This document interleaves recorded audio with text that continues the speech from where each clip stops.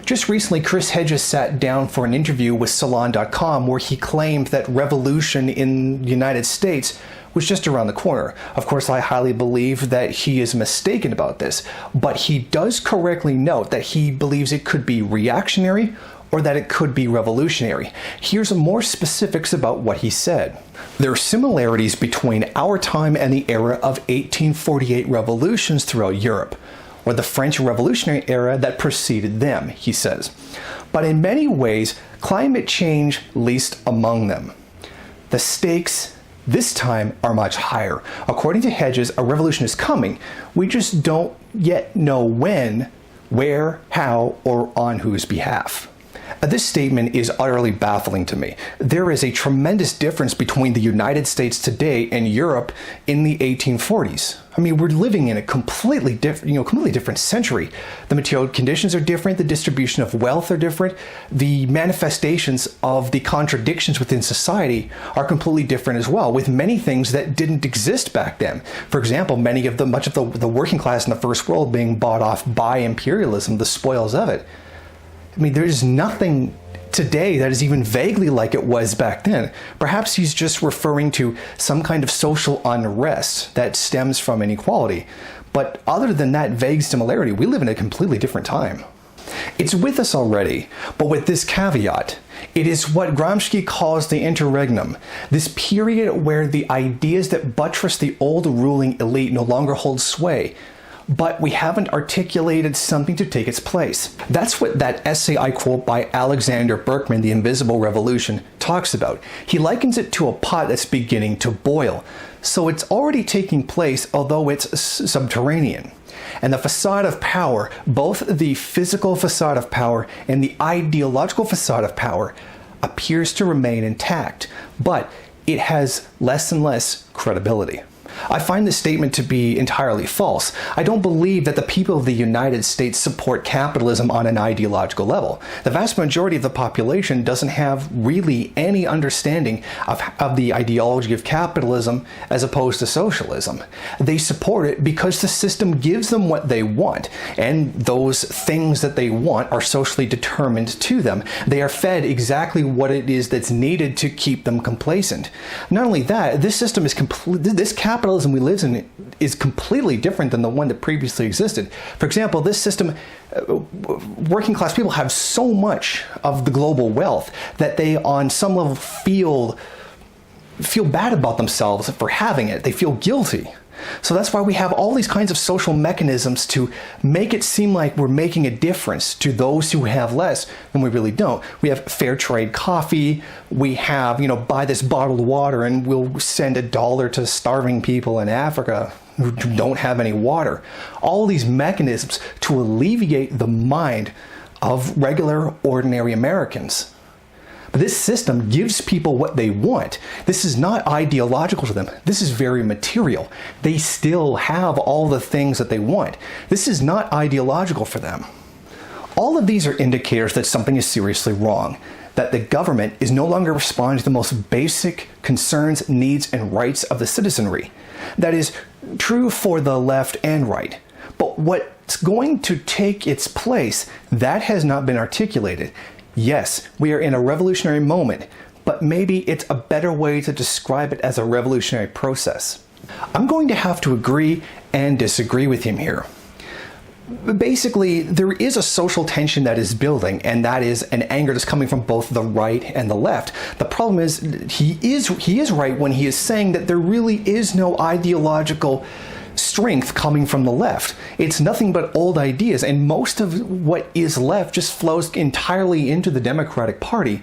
There is nothing there in terms of left-wing ideology to grab up the American people. And where he says that the system is not addressing the basic needs of people, I find is entirely false. Welfare is still there, Section 8 housing, food stamps, all of the things that people need to basically live to get by day to day are still there. He says that these basic needs are not being met. What he's failing to understand is that a lot of those things that Americans consider to be basic needs are actually a great deal more than what it is that the average person in the world actually has. These superfluous things that are above the basic needs are being cut back. Now, people aren't going to quit because of that. The problem is what they perceive as basic needs is greatly exaggerated and nowhere near what human beings actually need, given the materialistic nature of the United States and capitalism in general. He misunderstands what basic needs are. They are, in fact, being met by the government, and increasingly more so by the Democratic Party and the promises of Bernie Sanders. Is there a revolutionary consciousness building in America? Well, it is definitely building, but until there is an ideological framework that large numbers of people embrace to challenge the old ideological framework, nothing is going to happen. Some things can happen. You have sporadic uprisings that you had in Ferguson or you had in Baltimore, but they are infused with that kind of political vision. They are reactive in essence. Again, the problem here is that Chris Hedges fails to understand what people are really wanting. There is no revolutionary spirit here. All of these things like Ferguson, Black Lives Matter, or specifically as it pertains to African Americans, has gone entirely into the hands of the Democratic Party. These people are not looking for revolution. They're not looking for a whole new system from the ground up. The ideological framework of building a whole new society presupposes that the people of the United States are looking for a whole new system, which they're not. They're not looking forward to something new. They're looking towards what they used to have in the good old days of capitalism, back when they believed that the corporate tax rate was 95%, when people could have everything that was described in the 1950s by Michael Moore in Capitalism, a Love Story. He's assuming that people want a new system and that we lack the ideological framework to give them that. The fact is, they're not looking for things to fundamentally change. They're looking for the things that they used to have, or in the case of African Americans, the things that white people have had, but they have not had. This is not a desire for a whole new system. What kind of person engages in revolutionary activity? Is there a specific type? There are different types, but they have certain characteristics in common. That's why I quote theologian Reinhold Niebuhr when he talks about sublime madness. I think that sublime madness, James Baldwin writes, it's not so much that revolutionaries have a vision, it's that they are possessed by it. I think that's right. They're often difficult, eccentric personalities by nature because they are stepping out to confront a system of power in a way that is almost a kind of form of suicide. But in moments of extremity, these rebels are absolutely key, and that you can't pull off seismic change without them. It's interesting to see what he says here. He describes the odd revolutionary, not the common everyday person that he is expecting to rise up against capitalism. Yes, these are the rare ones, the Mao, the Lenin, the Marx, the Castro, the Che's, the people who become iconically revolutionary. This does not describe the absolute every regular person that steps up against capitalism. This did not describe every peasant that rose up with Mao against the Nationalist Party, against Japanese imperialism. This is not an accurate description. This is the exception, not the rule. People don't just go on a revolutionary fight, which he does correctly see as suicidal, because largely once you go into revolutionary activity, there's no coming out. You've now branded yourself into a particular life that you generally can't escape from. Even if you do leave, the government's going to hunt you down. This does not describe the American population. The regular, everyday, average American is not willing to go out and completely throw away their entire lives to fight for a whole new system. They're not going to give up their house. They're not going to give up their food stamps, welfare, pensions, what is it? The American pension investment thing, what we in Canada call an RRSP. They're not willing to give these things up to go and live the life of a guerrilla. That's not going to happen. The American people have a lot to lose. This is not the 1840s, as Chris Hedges makes the certain assumption of. The people have a lot to lose in the First World. Hence why Marx used the term, the workers have nothing to lose but their chains. This was almost a literal truth when he spoke those words. The lowest, most downtrodden people of what constitutes the proletariat. First World people are not the proletariat. They have a great deal to lose. They have a great deal of benefits that come from the exploitation that is imperialism. If one truly believes that first world people, particularly Americans, are ready to just throw away their entire lives to fight revolution, to essentially have less, but to theoretically fight for more, is complete and utter nonsense. That's not going to happen. It would also be very important to keep in mind that in the course of doing a revolution, you're destroying the system. You're also eliminating all those benefits that you previously had. When that war breaks out, if it gets big enough, it's going to destroy all the infrastructure that gives first world people the living standards that they have. This is going to eliminate their hospitals. This is going to eliminate their public transportation system. This is going to eliminate all the things that they use on a daily basis, and they're not going to be happy about it. You're coming in promising them more, but what you're really going to deliver them is less as a result of the struggle.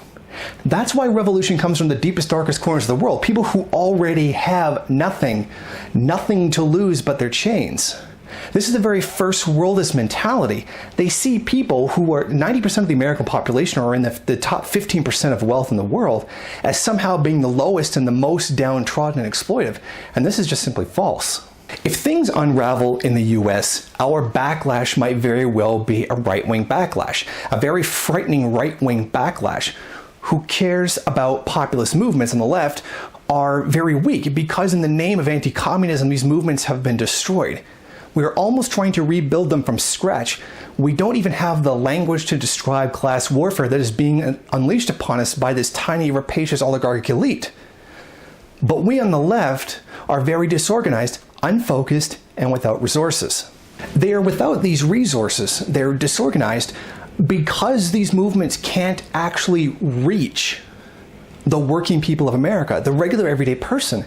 That's why so many of these groups end up trying to give themselves over to Black Lives Matter. This is why they turn to the hyper-gender identity politics that constitutes about 2% of the population. Because they're looking for a stand-in proletariat. The average working person in America doesn't want them there. The average working person doesn't see revolution as something that's even necessary when they can just vote for Bernie Sanders. The rhetoric, the goal of communism, of being equal, is not something that the working American actually wants. They can't reach them. That's why we're in such a huge state. As I said before, over 100 years, communists have been tried to reach the people in the United States. If even during the Great Depression, the CPUSA couldn't make any significant gains, what makes them think, or anyone to think, that they're going to make those gains now? They can't. It is not a failure by communist parties to organize effectively. It is their failure to understand class as it is in the world today. And because of that, they're trying to reach out to the wrong people, people who are not receptive to the message. You can't go to the capitalist class with the message of revolution because it's against their interests, just as it is here in the United States. A global redistribution of wealth would take away a lot of what Americans have. It wouldn't give them more, it would give them less. Think about that. That's why these people cannot reach the working Americans, because they're not giving them a message that they want. If you're going to talk revolution and redistribution, you have to go to the people who don't have anything, not the people who are in the top 15% of the wealth of the world. But Chris Hedges is right when he says this could very well end up being a completely reactionary thing. What have we seen over and over again when crisis has hit the advanced countries? They don't look forward to something new. They look to get back the things that they already have. When when Germany went into crisis, did they go into revolution? No. The people followed Hitler into a reactionary regime. Far from the idea of Hitler being a complete totalitarian that just controlled people, he had tremendous amount of support. Mussolini had a tremendous amount of support. That's the thing. When the advanced countries go into crisis, they demand back what they already had. When the backward, most oppressed and exploited people of the world go into crisis, there's nowhere else to go. There's no going back to something else. They have to go forward into something new. And that is what first worldism fails to understand. That is what Chris Hedges fails to understand. Because if there does come a revolution in the United States, it will certainly be reactionary, because they outnumber communists by astronomical numbers. Right-wing militias alone have insanely more power than any leftist protest group. They need a better understanding of the world we live in. If you like this video and you'd like to see more of them, then head over to my Patreon page and show your support. Or you can go to the MRN bookstore and check out some of the latest books available. Don't forget to rate, comment, subscribe, and share on various social media.